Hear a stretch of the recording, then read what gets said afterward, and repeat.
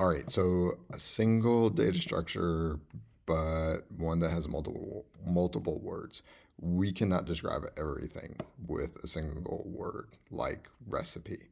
As engineers, when we're making applications, quite often we try to find a way to minimize the object, the thing that we're building, as far as descriptive words. And I know I personally do that because I don't want a lot of typing, right?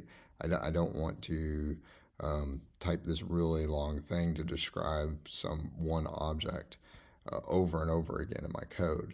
But it often happens that you just absolutely have to use more than one word to describe something. For example, a shopping list. You don't have a shopping object and a list object. You have a shopping list object.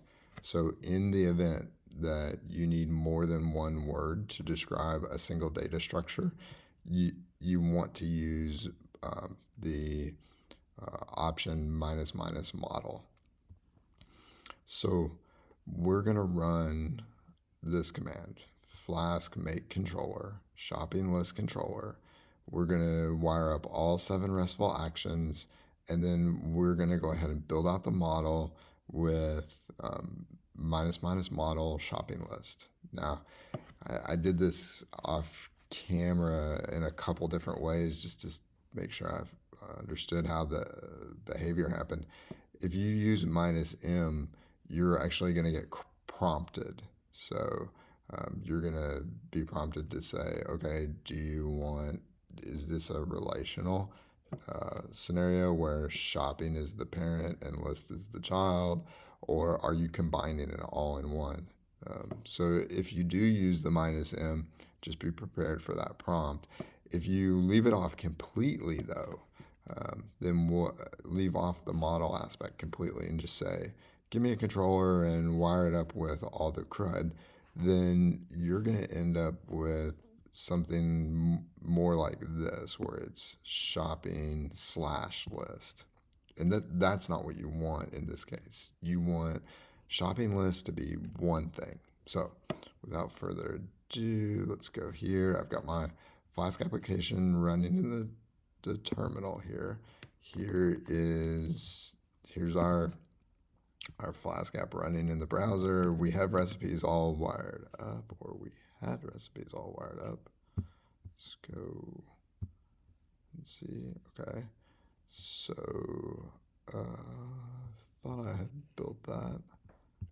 Let's do that real quick. Flask make controller recipe controller. And then, so this will just be a quick review. And then we said minus M. So here, builds out our 7 RESTful actions and our model of recipe. We had that. Let's just double check. Yep, this is a fresh app. So I just made a fresh one. Okay. So that built out that which we've seen in the prior video. There we are. So you have your index page, here's your show page. All right. So back to baseline from what you had in the prior video. And then now what I want to do is, instead of this, let's bring this up. We are going to make a shopping list.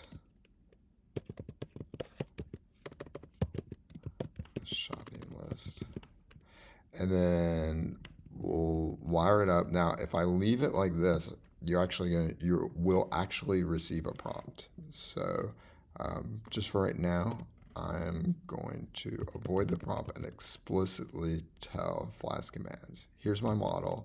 It is shopping list. Now, remember, I keep models and I keep controllers singular, so that this kind of matches up. All right, so let's run that and see what we get.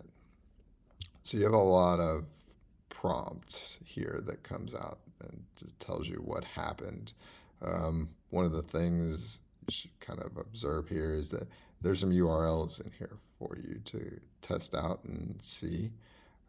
But I really like going straight to the code. So let's go to the code and let's see what it was created. So in my app, under models, I now have a shopping list model. So all ready for me to add new columns in, make it exactly the way I want. But notice here, 2 words to describe one model.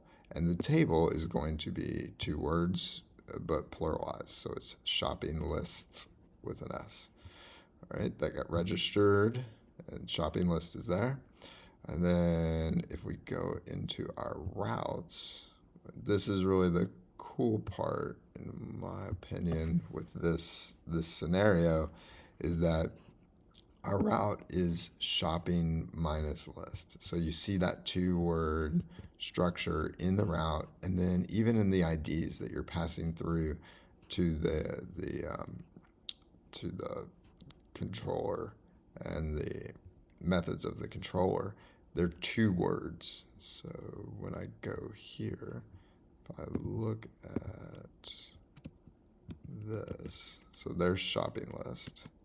So, and then in the URL, you'll just put a number here, but that's the ID for the shopping list. And the variable name that you'll use in your code will be shopping list ID. So really 3 words there, but 2 words for the structure, and that gets passed through all the way to each one of those methods. And then in the template, you have a shopping list template, which has your 4 get methods from your 7 RESTful actions.